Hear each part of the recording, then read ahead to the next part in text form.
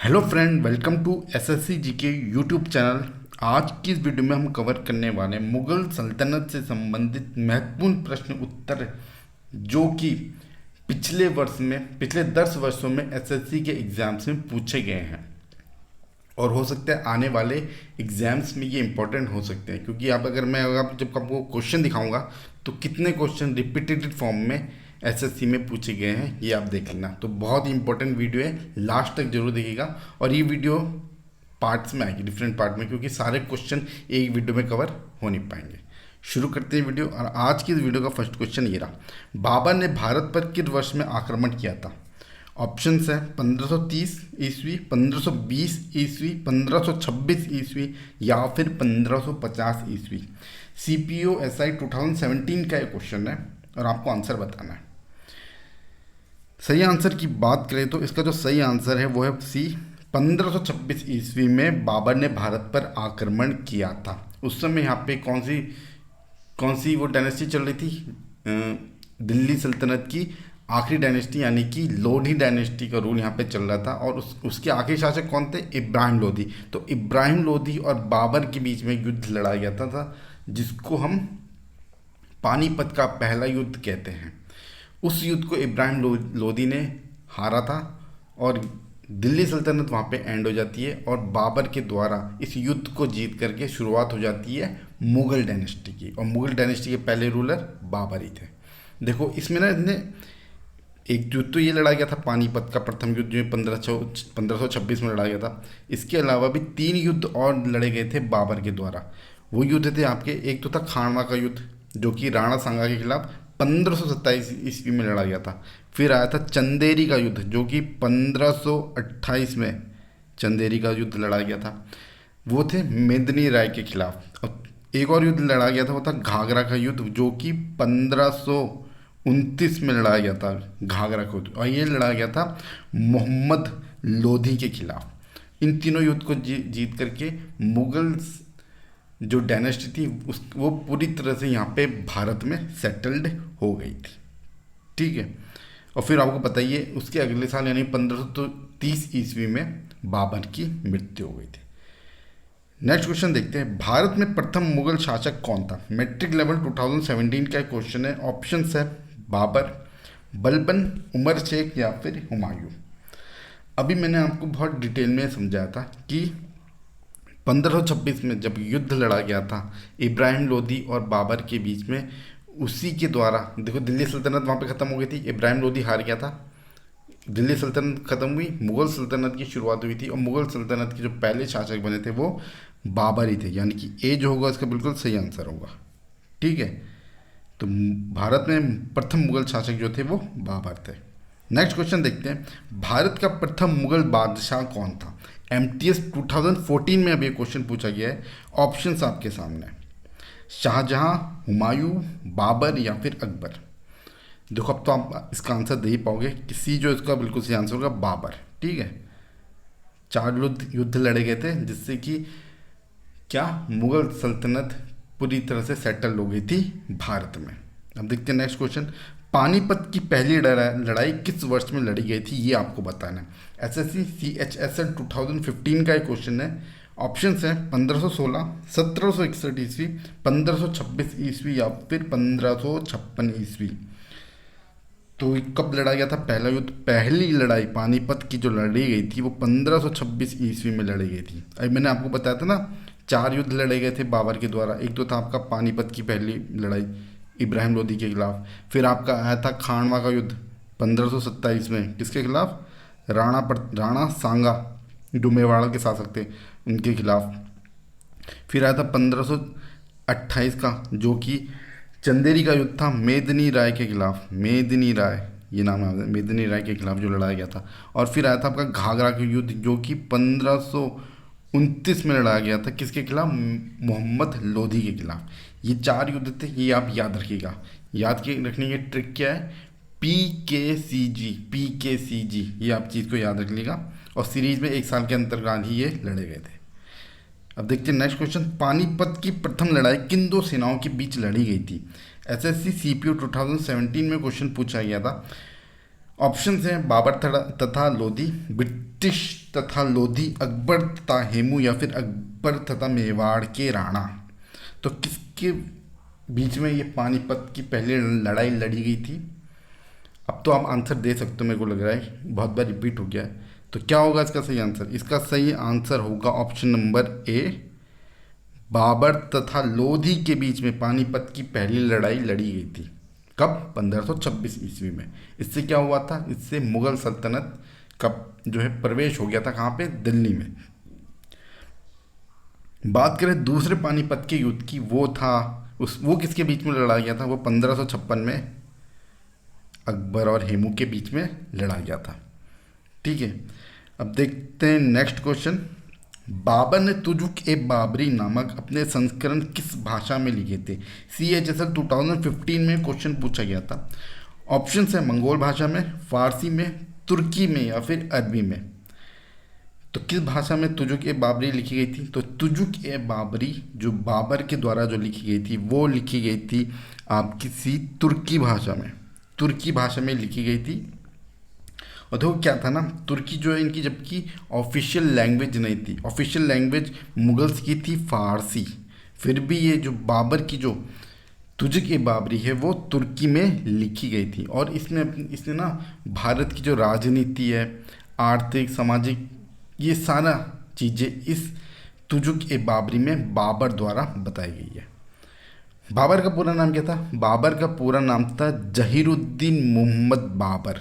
जहीरुद्दीन मोहम्मद बाबर, बाबर का पूरा नाम था। अब देखते हैं नेक्स्ट क्वेश्चन। दिल्ली में मुगल साम्राज्य की नींव निम्नलिखित में से किस लड़ाई के परिणाम स्वरूप पड़ी? CHSL 2011 का एक क्वेश्चन है। ऑप्शन है पानीपत की तीसरी लड़ाई, पानीपत की दूसरी लड़ाई, हल्दी घाटी का युद्ध या फिर पानीपत की पहली लड़ाई। अब इतना बार हम डिस्कस कर चुके तो इससे आप समझ ही गए होंगे कि क्वेश्चन कैसे किस किस तरह से पूछे जा सकते हैं। एक ही क्वेश्चन, आंसर आपका पानीपत की ही लड़ाई ही है, प्रथम लड़ाई जो 1526 में लड़ी गई थी इब्राहिम लोदी और बाबर के बीच में। पर कितने तरीके से ये पूछे गए हैं ये आप मैं दिखा रहा हूँ आपको, ये आप देख ही रहोगे। तो आंसर तो आप पता ही चल गया होगा कि डी का सही आंसर है। पानीपत की पहली लड़ाई के बाद ही दिल्ली सल्तनत का एंड होता है, शुरुआत हो जाती है मुगल डायनेस्टी की और पहले शासक बनते हैं आपके बाबर। फिर वो 4 युद्ध हुआ, याद ही होगा, PKCB, याद रखिएगा PKCB, ये ट्रिक है उन युद्ध की जो लड़े गए थे बाबर के द्वारा। निम्न में से किसका अपने समकालीन मुगल के साथ गलत मिलान हुआ है? CHSL 2011 में क्वेश्चन पूछा गया था। ऑप्शन से राणा सांगा बाबर, पृथ्वीराज चौहान अकबर, जुझार शाहजहां या फिर जसवंत सिंह औरंगजेब। देखो अगर आप पढ़ रहे होगे ना हिस्ट्री तो आप नज़र में ही, पहली नज़र में ही आपको आंसर इसका पता लग गया होगा। तो क्या है इसका आंसर? इसका आंसर है B, पृथ्वीराज चौहान अकबर। ये कहीं से मेल नहीं खाते हैं। पृथ्वीराज चौहान की बात करें तो फिर हमें युद्ध आता है वो 1192 का जो तराइन का युद्ध लड़ा गया था मोहम्मद गौरी और पृथ्वीराज चौहान के बीच में। और अकबर कब पैदा हुआ था? अकबर पैदा हुआ था 1542 में, वो पैदा हुआ था अमरकोट में। तो कहीं से भी कहीं समकालीन तो हो नहीं सकते। तो इसका जो सही आंसर होगा वो होगा option number B, Prithviraj Chauhan और अकबर, इनका मिलान जो है गलत हुआ है। नेक्स्ट क्वेश्चन देखते हैं। भारत में सबसे पहले तोपखानों का प्रयोग किसने किया था? मैट्रिक लेवल 2006 का क्वेश्चन है। और ऑप्शन है अलाउद्दीन खिलजी, तैमूर, शेर शाह सूरी या फिर बाबर। देखो पहले तोपखानों का प्रयोग जो किया गया था वो किस युद्ध में किया गया था? वो किया गया था पानीपत के युद्ध में, जो 1526 का युद्ध लड़ा गया था पानीपत का, उसमें उपयोग किया गया था। और किसके द्वारा ये उपयोग किया गया? ये बाबर के द्वारा उपयोग किया गया था। यानी कि B जो है इसका बिल्कुल सही आंसर होगा बाबर। बाबर ने ही सबसे पहले तोपखानों का प्रयोग किया था 1526 में पानीपत के युद्ध में। नेक्स्ट क्वेश्चन देखें। खानवा के युद्ध में बाबर द्वारा पराजित किया जाने वाला राजदूत राजा कौन था? SSC स्टेनो 2012 का एक क्वेश्चन है। ऑप्शंस है राणा सांगा, रुद्रदेव, उदय सिंह या फिर राणा प्रताप सिंह। तो इसका क्या सही आंसर होगा? अभी मैंने बताया था ना 4 युद्ध लड़े गए थे। पानीपत का युद्ध बाबर के द्वारा, फिर उसके बाद आया था कौन सा? खानवा का युद्ध, राणा सांगा के खिलाफ, चंदेरी का युद्ध लड़ा गया था मेदिनी राय के खिलाफ, घाघरा का युद्ध लड़ा गया था मोहम्मद लोधी के खिलाफ। तो ये 4 युद्ध थे जिन्होंने मुगल सल्तनत को परमानेंटली यहाँ पे उसको सेटल कर दिया था भारत में। आंसर मैं दे चुका हूँ, अगर आपने सुना हो। खानवा का युद्ध जो लड़ा गया था वो राणा सांगा और बाबर के खिलाफ लड़ा गया था, बाबर के बीच में लड़ा गया था। तो ये जो होगा इसका बिल्कुल सही आंसर होगा। ट्रिक याद है ना, PKCG, PKCG, पानीपत का युद्ध, खानवा का युद्ध, चंदेरी का युद्ध, घाघरा का युद्ध। ठीक है, देखते हैं नेक्स्ट क्वेश्चन। किस युद्ध के समय बाबर के द्वारा जिहाद का नारा दिया गया था? खानवा के युद्ध के समय, चंदेरी के युद्ध के समय, घाघरा के युद्ध के समय, या फिर पानीपत की जो पहली लड़ाई थी उसमें दिया था? देखो चारों युद्ध यहाँ पे आ गए हैं और चारों की जो है साल भी आ गया, किसके साल में लड़ा गया था। PKCG, पानीपत, खानवा, चंदेरी और घाघरा। अब इस युद्ध में कौन सा वो युद्ध है जिसमें उसने जिहाद का नारा दिया था? तो जिहाद का नारा जो है वो बाबर के द्वारा खानवा के युद्ध में दिया गया था, यानी कि ए जो होगा इसका बिल्कुल सही आंसर होगा। और ये जिहाद का नारा उसके द्वारा इसलिए दिया गया था क्योंकि वो मोटिवेट करने के लिए अपने आर्मी को, ये जो खानवा का युद्ध के दौरान जिहाद का नारा दिया गया था। रीज़न क्या था ना, डिमोटिवेट क्यों थी उसकी आर्मी? क्योंकि सामने जो आर्मी थी राणा सांगा की वो बहुत बड़ी आर्मी थी। ठीक है, राणा सांगा की आर्मी बहुत बड़ी थी और इब्राहिम लोधी की आर्मी भी बाबर की तुलना में बहुत बड़ी थी, पर उसकी स्ट्रेटजी इतनी अच्छी थी जिस वजह से वो युद्ध ये जीत पाया था बाबर। नेक्स्ट क्वेश्चन है, बाबर की मृत्यु कहाँ हुई थी? SSC टैक्स असिस्टेंट 2009 का एक क्वेश्चन है। ऑप्शन है आगरा, काबुल, लाहौर या फिर दिल्ली। देखो बाबर की अगर मृत्यु की बात की जाती है ना तो उसकी मृत्यु हुई तो थी आगरा में, और उसको जो है उस समय आराम बाग में उसको दफनाया भी गया था, आराम बाग में। ठीक है, पर इसको कुछ समय के बाद उसकी इच्छा के अनुसार जहाँ पे जिस जगह में उसको दफनाना था वो काबुल लेके गए थे, उसकी इच्छा के अनुसार काबुल में उसको दफनाया गया था। तो मृत्यु हुई थी उसकी आगरा में, आराम बाग में उसको दफनाया गया था, पर कुछ समय के बाद उसकी जो भी रिमेन्स थे उसको काबुल में ले जाके दफनाया गया था। तो इसका जो आंसर है वो ऑप्शन नंबर ए होगा, आगरा। नेक्स्ट क्वेश्चन देखते हैं। देखो मृत्यु किस साल हुई थी, याद रखना कि 1530 ईस्वी में बाबर की मृत्यु हुई थी। 1526 से लेकर के 1529 तक 4 साल लगातार उसने युद्ध लड़े। 1530 में जाके उसकी मृत्यु हुई थी। उसके बाद कौन आता है? उनके बाद उसके पुत्र आते हैं हुमायूं, 1530 ईस्वी।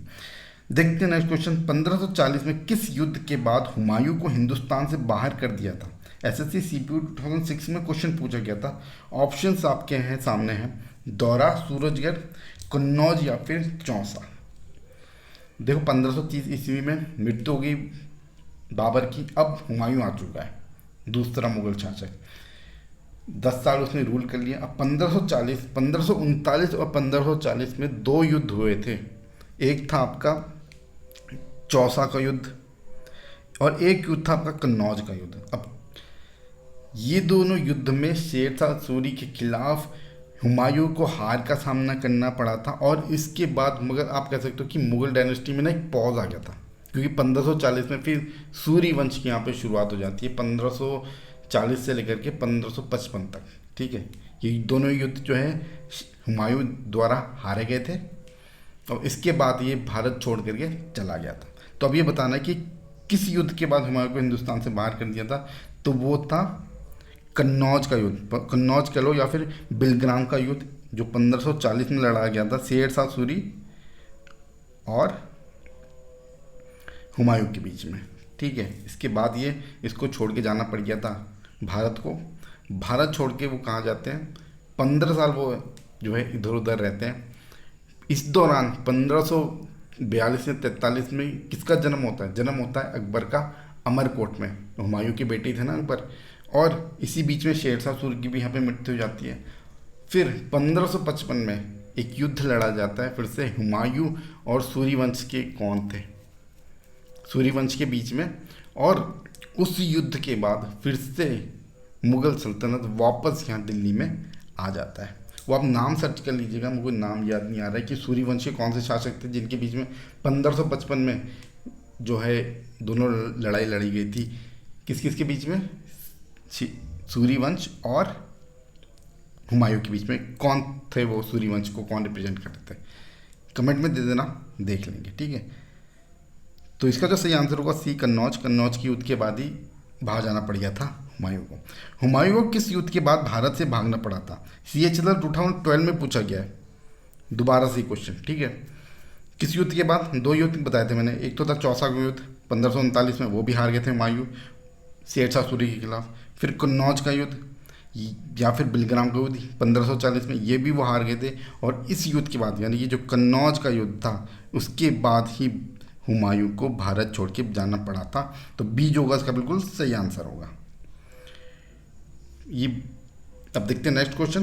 कन्नौज का युद्ध किस वर्ष में लड़ा गया था? SSC MTS 2014 में अभी क्वेश्चन पूछा गया है, किस वर्ष में लड़ा गया था ये आपको बताना है, ठीक है। तो क्या होगा इसका सही आंसर? सही आंसर है इसका 1540 होना चाहिए, इसमें ऑप्शंस में है नहीं, इसमें है नहीं, तो 1540 होगा इसका सही आंसर। कन्नौज का युद्ध जो लड़ा गया था 1540 नहीं, कन्नौज, हाँ 1540 में लड़ा गया था कन्नौज का युद्ध, ये आप याद रखिएगा। कन्नौज का युद्ध कह लो या फिर बिलग्राम का युद्ध कह लो, ठीक है। ये जो है 1540 में लड़ा गया था, चौसा और कन्नौज का युद्ध। अब देखते हैं नेक्स्ट क्वेश्चन। दिल्ली में हुमायूं का मकबरा किसने बनवाया था? ये आपको बताना है। SSC CPO 2015 का एक क्वेश्चन है और ऑप्शंस है बाबर, अकबर, हाजी बेगम या फिर हुमायूं। देखो दिल्ली में जो है हुमायूं का मकबरा वो जो है हाजी बेगम द्वारा बनवाया गया था। तो सी जो होगा इसका बिल्कुल सही आंसर होगा, सी जो है इसका बिल्कुल सही आंसर है, ठीक है। हाजी बेगम के द्वारा हुमायूं का मकबरा बनवाया था। और हाजी बेगम थी कौन? हाजी बेगम जो थी वो हुमायूं की पत्नी थी।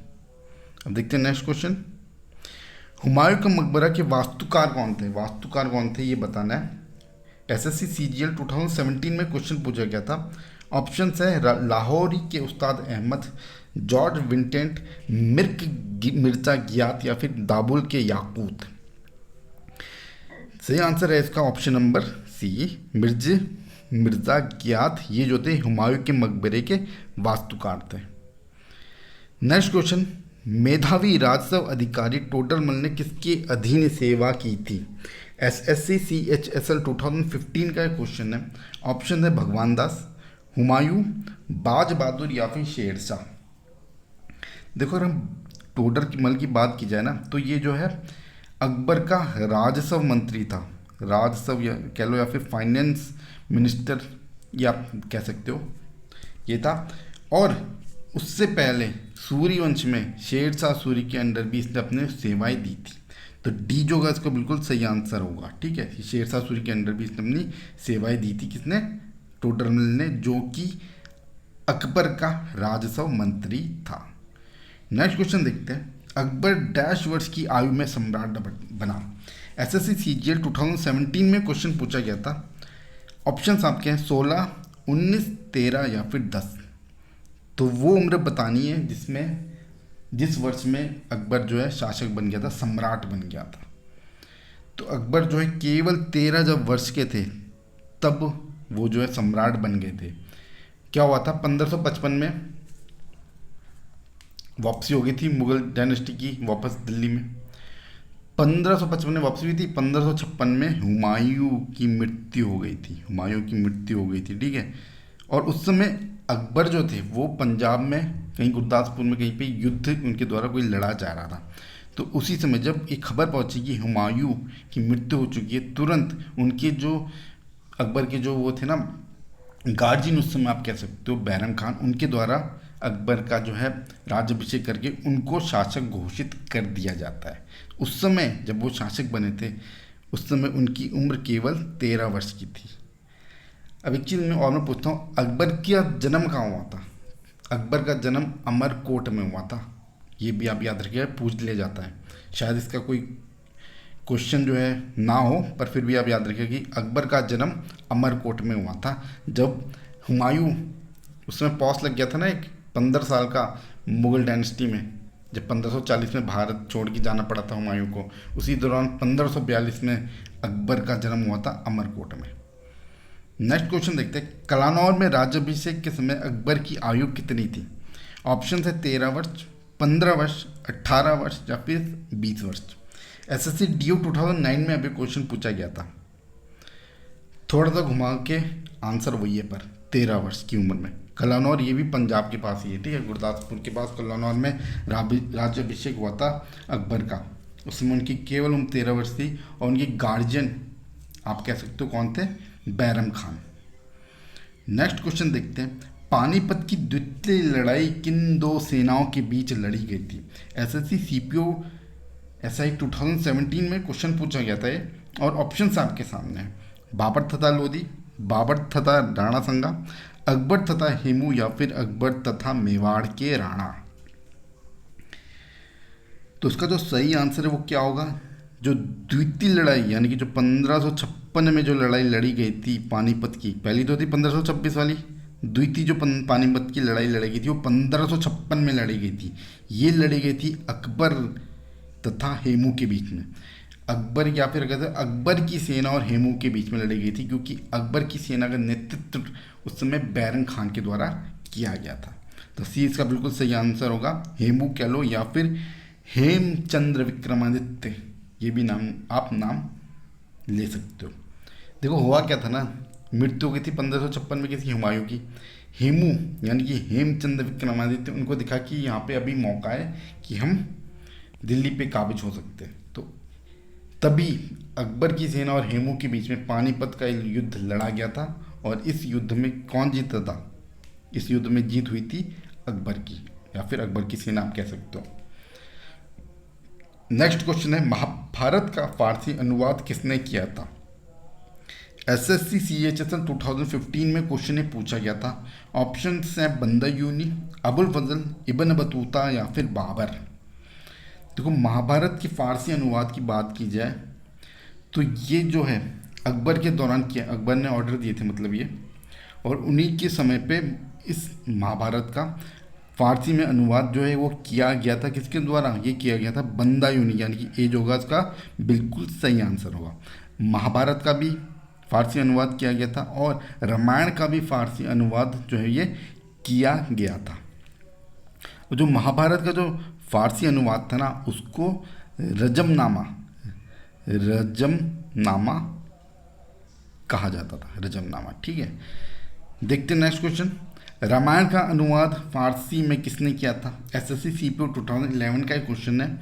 ऑप्शन है अबुल फजल, बंदायूनी, अब्दुल लतीफ़ या फिर ईश्वर दास। तो इसका सही आंसर ऑप्शन नंबर बी, बंदायूनी। बंदायूनी ने ही रामायण का अनुवाद फारसी में किया था। और महाभारत के अनुवाद को क्या कहते हैं? महाभारत के जो फारसी में अनुवाद किया गया था उसका नाम अभी बताया था मैंने, उसका नाम था रजमनामा, रजमनामा, ठीक है। अब देखते हैं नेक्स्ट क्वेश्चन, निम्नोक्त में से किसने अकबर की जीवन कथा लिखी थी? एसएससी CPO 2006 का एक क्वेश्चन है। ऑप्शन है अबुल फजल, फैज़ी, अबुल नबील खान या फिर बीरबल। तो किसने अकबर की जीवन कथा लिखी थी? तो उनका नाम था अबुल फजल, यानी कि ए जो है इसका बिल्कुल सही आंसर होगा। अब इन अकबर की जो जीवन कथा है, जो बायोग्राफी थी, उसको अबुल फजल के द्वारा लिखा गया था। और इसको कहते थे, क्या था उनके वो उसका नाम, बायोग्राफी का नाम, उसका नाम था अकबरनामा, अकबरनामा था, ठीक है। और ये जो 3 खंडों में विभाजित थी, 3 खंडों में ही लिखी गई थी। और जो तीसरा खंड था उसका नाम था आईने अकबरी, ठीक है। अब देखते हैं नेक्स्ट क्वेश्चन, आईने अकबरी पुस्तक का लेखक कौन है? एसएससी टैक्स असिस्टेंट 2007 में पूछा गया था। ऑप्शन से अकबर, अबुल फजल, फिरदौसी या फिर जहांगीर। तो किसने लिखे थे आईने अकबरी? आईने अकबरी यानी कि अकबरनामा का तीसरा पार्ट, तीसरा खंड कह सकते हो आप। तो ये जो है अभी मैंने आपको बताया था, ऑप्शन नंबर बी, अबुल फजल द्वारा ये लिखी गई थी, यानी कि बी जो होगा इसका बिल्कुल सही आंसर होगा, अबुल फजल। अब देखते हैं नेक्स्ट क्वेश्चन, अकबरनामा किसने लिखा था। देखो अलग अलग तरीके से पूछा गया है ना क्वेश्चन। एक बार पूछ दिया बायोग्राफी किसके द्वारा लिखी गई थी, जीवनी किसके द्वारा लिखी गई थी, या फिर पूछा क्या था आईने अकबरी किसके द्वारा लिखी गई, अब पूछा गया अकबरनामा। तो ये सबके रचयिता कौन है, अबुल फजल, यानी कि सी जो होगा इसका बिल्कुल सही आंसर होगा, अबुल फजल इसका सही आंसर है। नेक्स्ट क्वेश्चन है, वह प्रसिद्ध जैन विद्वान कौन थे जिसके अकबर बहुत सम्मान करता था। SSC MTA 2008 में ही पूछा गया था। ऑप्शन है हेमचंद, हरिविजय, वस्तुपाल या फिर भद्रबाहु। तो जैन विद्वान कौन थे, वो जैन विद्वान का नाम था आपका हरिविजय, यानी कि बी जो होगा इसका बिल्कुल सही आंसर होगा, बी हरिविजय। और इनको जो है अकबर द्वारा क्या नाम दिया गया था, क्या उपाधि दी गई थी, जगत गुरु की उपाधि इनको दी गई थी, जगत गुरु की। ये भी आप याद रख सकते हैं, पूछ लेंगे कभी कभी, क्या पता जगत गुरु की उपाधि अकबर द्वारा किसे दी गई थी, तो वो दी गई थी हरिविजय द्वारा, हरिविजय को मतलब। नेक्स्ट क्वेश्चन है, दीन इलाही बनाने का मूल उद्देश्य क्या था। SSC स्टैंडर्ड 2010 का एक क्वेश्चन है। ऑप्शन है विश्व बंधुत्व, वैश्विक निष्ठा, वैश्विक मैत्री या फिर वैश्विक भरोसा। तो उसका सही आंसर क्या होगा, इसका सही आंसर है ऑप्शन नंबर ए, विश्व बंधुत्व या फिर ब्रदरहुड कह सकते हो आप। अब ये दीन इलाही क्या था, ये दीन इलाही एक धर्म बनाया गया था, किसके द्वारा, अकबर के द्वारा। अब इसमें जो है ना जितने भी धर्म थे उनके सब मूल तत्व को लेकर के इस धर्म को बनाया गया था। इसके जो पहले फॉलोवर थे कौन थे, वो थे आपके कौन थे, बीरबल, बीरबल इसके पहले फॉलोवर थे और ओनली फॉलोवर थे अकबर के दरबार से इस धर्म के। और इस धर्म की शुरुआत की गई थी 1582 में, 1582 में इस धर्म की दीन ए इलाही की शुरुआत की गई थी। ठीक है, अब देखते हैं नेक्स्ट क्वेश्चन, हल्दी घाटी की लड़ाई किन के बीच लड़ी गई थी, अकबर और राणा संग्राम सिंह के बीच में, अकबर और मेदिनी राय के बीच में, अकबर और राणा प्रताप सिंह के बीच में, या फिर अकबर और उदय सिंह के बीच में। क्या होगा इसका सही आंसर, देखो मेदिनी राय के बीच में तो हो नहीं सकता, मेदिनी राय के बीच में तो युद्ध हुआ था किस किस के बीच में, पानीपत नहीं, ये बाबर और मेदिनी राय के बीच में जो युद्ध हुआ था वो था चंदेरी का युद्ध, जो कि 1528 में लड़ा गया था। तो बी तो हो नहीं सकता, बी तो आप वैसे ही नेगलेक्ट कर दो। बात करें हल्दी घाटी के युद्ध की, तो ये लड़ा गया था सी, अकबर की सेना और राणा प्रताप सिंह के बीच में, तो उसका सी जो होगा बिल्कुल सही आंसर होगा। और अकबर की सेना का जो नेतृत्व किया गया था वो किया गया था मानसिंह, एक मानसिंह के द्वारा, और आसफ खान के द्वारा अकबर की सेना का नेतृत्व किया गया था। और इस युद्ध में अकबर की ही विजय हुई थी, अकबर की सेना की विजय हुई थी। ठीक है, नेक्स्ट क्वेश्चन है, मनसबदारी प्रणाली किसने प्रारंभ की थी, मनसबदारी किसके द्वारा शुरू की थी, ये आपको बताना है। CHSL 2012 में क्वेश्चन पूछा गया था। ऑप्शन है अकबर, शाहजहां, जहांगीर या फिर बाबर। तो मनसबदारी प्रणाली ये जो है शुरू की गई थी अकबर के द्वारा, ए होगा इसका बिल्कुल सही आंसर। ये ना एक तरीका था जो सेना है उनको संगठित करने का। ठीक है, इससे पहले एक जागीरदारी सिस्टम चल रहा था, उसको रिप्लेस करके मनसबदारी प्रणाली को लेके गया था। इसमें क्या होता था, एक पोस्ट हुई थी मनसब, और जो इस पोस्ट को ग्रहण करता था उसको मनसब कहा जाता था, पद को मनसब कहा जाता था, और जो उस पद को लेता था उसको मनसबदार कहा जाता था। ठीक है, दो चीज़ें हुआ करती थी उसमें, वो क्या था, एक तो होता था सवार और एक होता था जात। जात मतलब पद या फिर आप पोजीशन कह सकते हो, और जिसकी जितनी ऊंची पद होगी उसके उतने ज़्यादा सवार होते हैं। सवार का मतलब घुड़सवार, और एक घुड़सवार के लिए कितने, 2 घोड़े होना अनिवार्य होता था इसमें। ठीक है, तो मनसबदारी प्रणाली ये जो है अकबर के द्वारा शुरू की गई थी, तो ए जो होगा इसका बिल्कुल सही आंसर होगा। अब देखते हैं नेक्स्ट क्वेश्चन, निम्नलिखित में से किसने मनसबदारी व्यवस्था का सूत्रपात किया था। CHSL 2013 में क्वेश्चन पूछा गया था। ऑप्शन है शाहजहां, शेर शाह, अकबर या फिर जहांगीर। तो मनसबदारी अभी मैंने आपको बताया था, फिर से रिपीट कर देते हैं कि मनसबदारी में हुआ क्या करता था कि